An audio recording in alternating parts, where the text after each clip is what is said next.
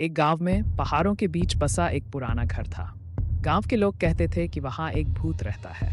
रात होते ही वहां से अजीब अजीब आवाजें आने लगतीं और दरवाजे अपने आप खुलते बंद होते थे। रवि नाम का एक युवक था जो इन बातों पर विश्वास नहीं करता था। उसने सोचा कि यह सब बकवास है और वह एक रात उस घर में रहने का निश्चय किया। गांव के बुजुर्गों ने उसे मना किया, लेकिन रवि नहीं माना। रात के समय रवि उस घर में पहुंचा। वह एक कमरे में बैठा और दीपक जलाया। धीरे धीरे रात गहरी होती गई। अचानक उसे एक ठंडी हवा का झोंका महसूस हुआ। दरवाजे खुद ब खुद बंद हो गए और कमरे में एक अजीब सी खामोशी छा गई। रवि को डर नहीं लगा। उसने सोचा कि यह सब हवा के कारण हो रहा है। तभी उसे एक धीमी धीमी आवाज सुनाई दी। उसने दीपक की रोशनी में देखा कि एक परछाई उसके पास आ रही है। वह परछाई धीरे धीरे बढ़ रही थी और उसका आकार बड़ा होता जा रहा था।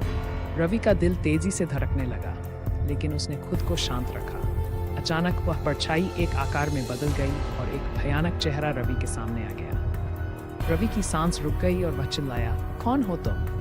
भूत ने एक गहरी आवाज में कहा, मैं इस घर का पुराना मालिक हूँ। मैं यहाँ सैकड़ों सालों से रहता हूँ। रवि ने हिम्मत करके पूछा, तुम्हें क्या चाहिए? भूत ने कहा, मुझे इस घर से मुक्ति चाहिए, लेकिन मेरे परिवार का कोई सदस्य मुझे यहाँ से मुक्त नहीं कर सका। तुम अगर मेरी मदद कर सको तो मैं तुम्हें कोई नुकसान नहीं पहुँचाऊंगा। रवि ने सहमति में सिर हिलाया और पूछा, मुझे क्या करना होगा?